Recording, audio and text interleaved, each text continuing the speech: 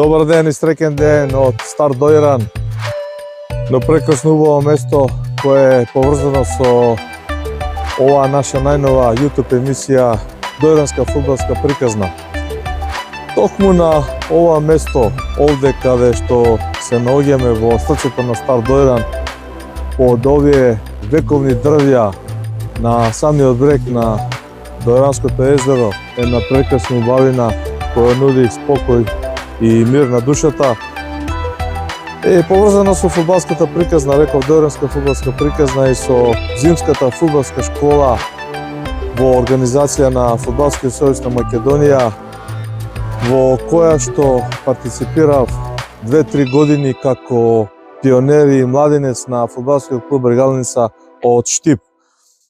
Обично ретко кога зборувам за самиот себе и за мојата фудбалска кариера, но еве, оваа Дојранска фудбалска приказна, поврзана, реков, со традиционалната зимска фудбалска школа, нуди доста емоции, доста љубов кон тој фудбал и кон таа традиција, бидејќи фотографијата која гледате и на која се некаде 80, 90, можеби повеќе од 100 деца, фудбалери, буквално од сите клубови од Македонија, поделени во тогашни 3 категории: пионери, кадети и младенци, учествува, партиципира и беа дел од оваа традиционална фудбалска школа, од која во текот на емисијата ќе чуете излегоа доста познати фудбалски имиња кои направија своји завидни кариери во македонскиот фудбал. Бев селектиран од тогашниот селектор, едно звучно фудбалско име, Златко Илиевски, тренер на фудбалскиот клуб Вардар, кој ме забележа со моите настапи на пионерските фудбалски турнири во Земун и во Арангеловац, тогашна Југославија, денешна Србија, каде што фудбалскиот клуб Регалница постигна забележителни резултати. Врз база на таа селекција од Златко Илиевски, за жал покоен, партиципирав и бев учесник, дел од оваа фудбалска школа, дел од овие деца кои ги гледате на фотографијата, која е снимена токму на овој простор, на брегот на езерото, под овие дрвја, и која останува вечен спомен, направена некаде зимата 77 или 78 година, кога по овие подготовки бев и дел од репрезентацијата на Македонија, кадетската репрезентација на Македонија, која играше на Партизанската олимпијада во Фоче 1978 година. Ова е еден мал вовед во оваа Дојранска фудбалска приказна, во продолжение ќе ви ги покажам и ќе ги снимаме, ќе кажем и детали со имињата учесници од оваа фудбалска школа, каде што бевме сместени и каде што ги изведувавме тренинзите и каде што се развивавме како фудбалери.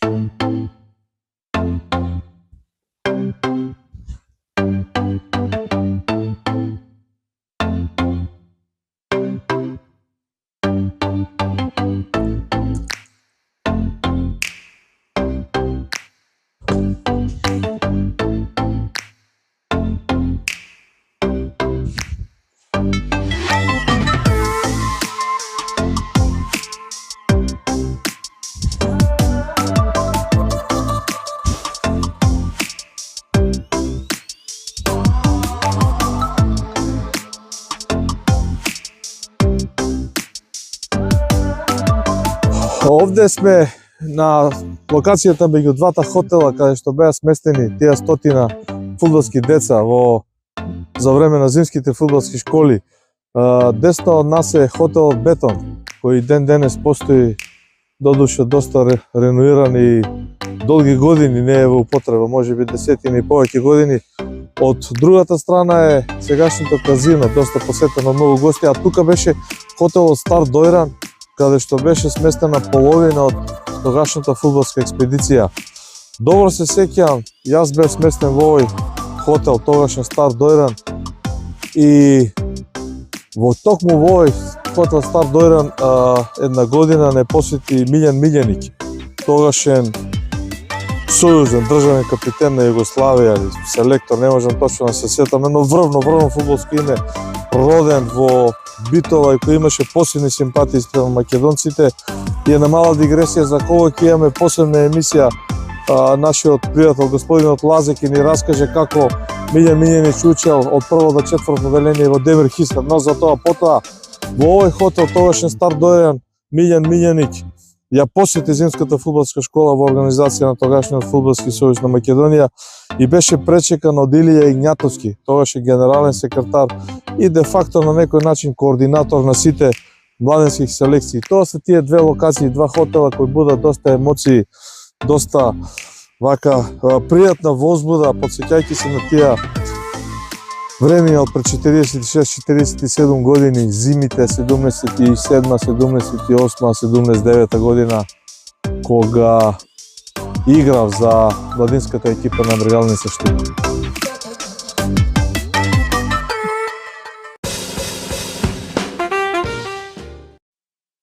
Диргутов, зборуваме за Дојран, зборуваме за една дојранска фудбалска приказна, која што кај тебе буди големи емоции и која што сама по себе приказната за тебе значи, за некој друг можеби не значи.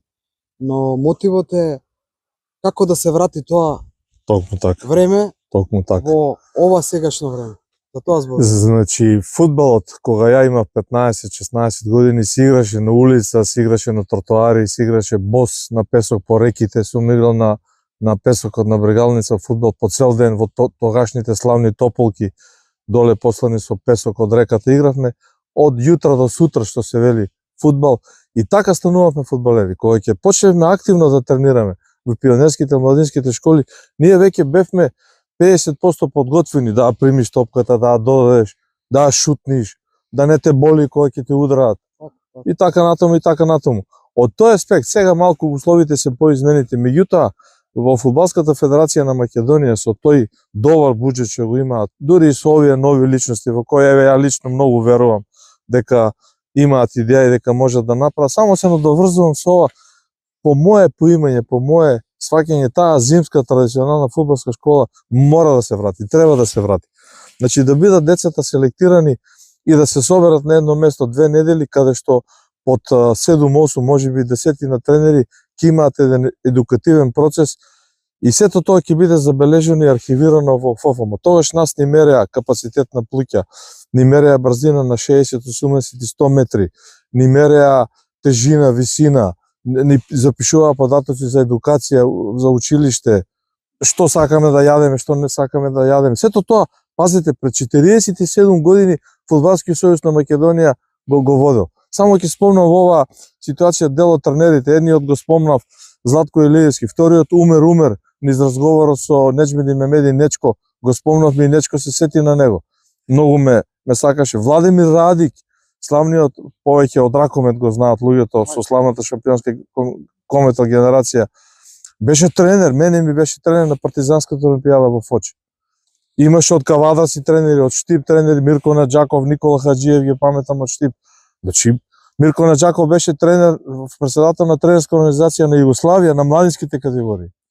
Овој Дојран од тоа време на кој што јас не се сеќавам, ти се сеќаваш, и овој Дојран сега, значи не знам која е разликата, но факт е дека нуди мир, нуди спокој, климата е перфектна. Перфектни услови. За зимски подготовки, топло, нема минусни температури, Така тоа е исто така еден убав. Ајде да видиме. И само да се додадам еден добар фудбалски капацитет од хотел Благови Статов.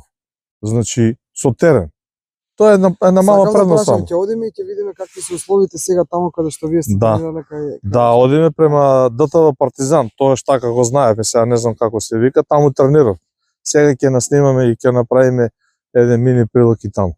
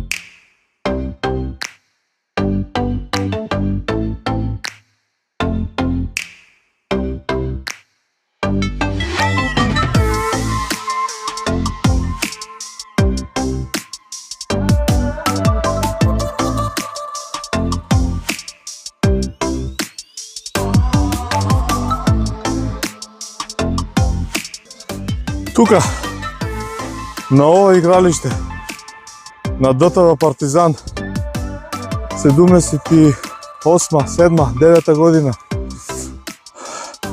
Ајде да кажем дека Тито се уште беше жив. Се одвиваат тренинзите на Пионерско-младинската фудбалска школа на Македонија во организација на Фудбалскиот сојуз на Македонија. Теренот во пространство, во локација, во релација, заедно со стативите, диреците, е истиот. Далеку повеќе е запуштен и мислам дека не може сега да се тренира да се игра на него. На овој терен само ќе одбележаме на ситуација која е паметам како да беше вчера. На таа страна седеа 7-8 тренери, Илија Игњатовски, Владимир Радиć, Умер. И на долниот гол, некаде кај малото голче, Слободан Боби Горачинов ја зема топката. Беше еден извореден талентен, но фудбалско кентре неверојатно добар. Од тој гол до овој гол ги издрва сите. Сите ги помина, вака. И од другата страна Илија Игњатовски му вика: "Да си јадиш од производството!" И ние како ајвани седим и му викам ја на Милан Василев. Милан Василев беше после долгогодишен халф. За Белаце си играше во единствената втора сојузна лига. Генерација постар од мене. Исклучително добар фудбалер. Викам: "Милан, што сака овој да каже?" Иду пичко матери, ја не разбирам, кој е производство? Викам: "Чекај, ја некој друг да питам по-паметен од овие скопјани, тие беа демек мангупи. Не од Штип, од Струмица, од Кавадарци, од Велес, од Куманово, бе ме знаеш, онака, ама ги делкавме, кој што вика нешко кој ќе влезе, ми ги тепавме." И ги прашувам другите, вика: "Шо бе не знаеш што е производството?" Му вика на Боби Горачинов да си јадеш од производството, викам: "Еве Илија Игњатовски седица." Испопагавме. Многу добар беше. Во таа генерација игра Цено Александровски. Подоцна направи добра кариера у Балкан, у Силекс, у ред клубови, ќе заборавам некој. Чубриновски играше лево крило, за Варда стигна до првиот тим. Боби Крстевски лева полутка. Поповски имаше централ, сега е адвокат, добар беше у репрезентација играше. Мишо Шурлинов од Брегалница Штип беше дел од таа генерација, малку повозрасен беше. Драги Ситинов, да не го заборавам, можеби најславно име после Слободан Боби Горачинов, Драги Ситинов, Мал Паскал, играше за Вардар, за Хајдук, низа години беше дел од оваа фудбалска школа. Стево Коцески, извореден фудбалер, мој драг пријател. Поздрав, Стево, до тебе специјален. Сликата ми е од него. Сега живее во Германија. Играше за Работнички, за Скопје во Републичка лига, за Балкан. Голем, исто талент, добар. Зоран Таневски од Југо Кокта, Македонија, Ѓорче Петров, добра кариера направи, играше долги години за Кокта, низа години. Од Брегалница Зоран Петров, голманот, бранеше за првиот тим на Брегалница, па отиде за репрезентацијата у Фоча, бранеше заедно кога ја играв. 78 година освоивме 5-то место, мислам. Не влеговме меѓу 4-те најдобри, бевме 5-ти меѓу 8-те. Тогашни републики и покрајни, така се играше. Словенија, Хрватска, Босна и Херцеговина, Србија, Македонија, Црна Гора, Косово и Војводина. 8 репрезентации имаше во фудбал, играа меѓу себе. Ние бевме 5-то место. Сега ќе заборавам некој од овие плејада на фудбалери. Моца имаше еден фудбалер, добар на Работнички, го заборавам, центарфор беше. Презимето му го заборавам, исто добра кариера направи. Од Тиквеш Кавадарци, после за Вардарски играше Илија, се викаше лево крило. Узунов го заборев од Валандово.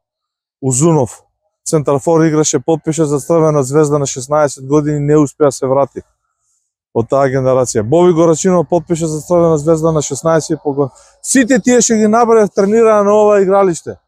На ова што го гледате. Тука израснаа, од тука произлегоа и направија завидни кариери. Стевица Кузмановски играше за Тетекс. Стојмир Урошевиќ Цоле го заборев. После Драги Ситинов по мене најуспешен од таа генерација.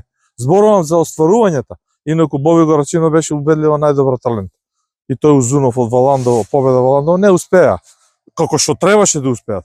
Драги Ситинов направи прекрасна кариера, Стојмир Урошевиќ Цоле од Тетекс, прекрасна кариера, добра. За Вардар, за Тетекс, за Пирин играше. Драги Ситинов до Хајдук стигна. Ке прости некој ако сум заборавил, така ми доаѓа сеќавањето. Сето ова се случуваше пред 46-7 години во таа фудбалска, пионерско-младинска школа во организација на Фудбалскиот сојуз на Македонија. Една порака до сегашните челници, до мојот пријател Масаро Мерагик, до спортскиот менеджмент, сите луѓе за кои сум истрошил по 1 грам мастило, Горан Пандев, Агем Ибраими, Јорге Христов сум пишал за сите, ајде да не заборам пак некој. Горан Станич, селекторот на младите 21. Илија Најдовски. Ке извина да не ги редам сите. Дајте размислете луѓе. Вратете ја зимската фудбалска школа под покровителство на ФФМ. Академијата е добра, тоа е нешто друго. Младинските лиги се добри, тоа е нешто трето. Зимска фудбалска школа, 2-3 недели, собирање на сите најталентирани деца од различни категории на едно место со зимање параметри на самите нив и водење евиденција во тефтерот на Фудбалската федерација на Македонија. Ке повторам, ме прашуваа дали јадам маслинки и банани. До таму одеше тогашната евиденција.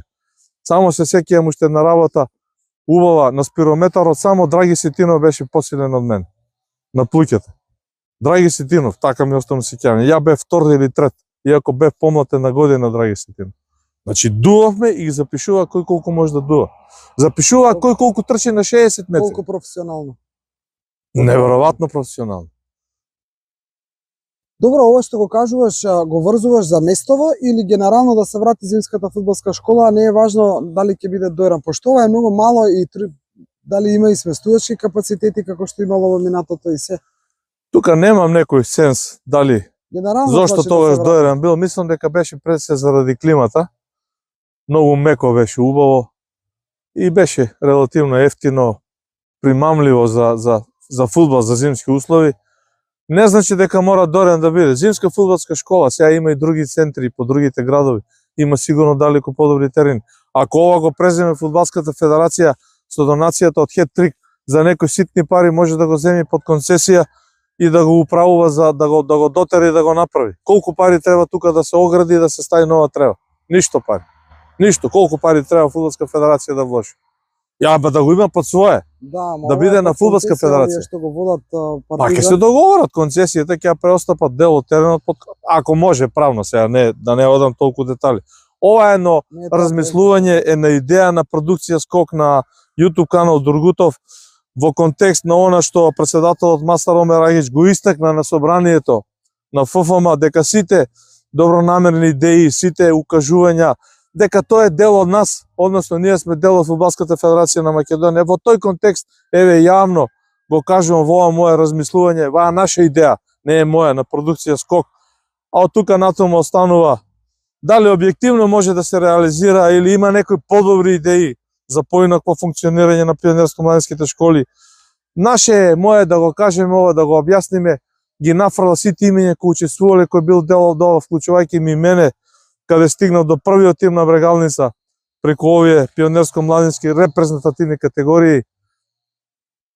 И мислам дека оваа зимска фудбалска школа ми овозможи подоцна, условно кажано, постари години пред да почнам активно да се занимавам со спортско новинарство. Одиграв една сезона во фудбалски клуб Астива во тогашната втора лига, една полусезона за Плачковица Радовиш во тогашната трета лига, Источен регион, една полусезона за фудбалски клуб Три Чешми каде што придонесев да се пласираат на високото трето место и 3,5 најубави сезони, најстатки сезони во фудбалски клуб Кежовица, каде што од општинска лига стигнавме до трета фудбалска лига до Источен регион и игравме 4 сезони со гарантиран пласман од 4-то, 5-то, 6-то до 8-то место. Немаше теорија да испаднеме од лига. Оваа зимска фудбалска младинска пионерска школа придонесе за мене, за таа едукација, да продолжам и да играм фудбал до мој 26-7 години, кога се вработив како спортски новинар и морав да прекинам. И ова се некако му доаѓа како заклучок на оние твои изјави што во неколку наврати си ги кажал во камера дека ајде да зборуваме за фудбал, дали е добар центаршутот, дали овој смеел да го издрибла така или не, ама ако си ја помирисал требат. Браво, Наташа, добро ме подсети, снимај го ова во живо. Еве, гледате со кондори, оп, не ми успеа првиот пат. Ја можам со овие кондори цоколи вака да подигнам и да жонглирам, па едно 2-3 минути можам. Вака, не спремен, без опрема, со кондори. И сега, со овие кондори, ќе центрирам и нема да падне зад голот на противникот, ако не ми прават притисок. Еве го, малиот гол. Оу! Ги критикувам и мене ми се случи. Добро, ова било пред 40 и кусор години кога се игра, не? Значи, апропо твоето прашање, едукацијата почнува на улица, на тротар, на песок, на плажа и така натаму. Младите генерации овие сега го немаат тоа. Едукацијата почнува во некои приватни фудбалски школови. Не е моје да го коментирам тоа. Мислам дека не е толку ни лошо, ма далеку од тоа дека е добро. Не можам да разбирам заселување на фудбалски клуб Варвар, бидејќи најредовно го следам. Платено релативно добро за наши услови, со некоја скромна, но завидна фудбалска кариера и CV на бивши југословенски простори, доаѓа во ситуација да смири топката и му бега 6 метри. Јас ќе ја смирам со цукулите, ќе остане пред мене. Доаѓа да ја центрира од лева или од десна страна, нема дување во врат. Никој не му диши во врат, никој не му прави притисок, ој ја центрира позади гол. Јас сега ќе се обидам да ви покажам основното фудбалско правило на примање и давање на топката. Тоа се учи додека цицаш млеко уште. Не може ако топката вака оди, кој ќе ја смириш да лети, еве ја, со кондори, со цоколи. Еве ја пред мене. Како може да избега 10 метра? Еве ја.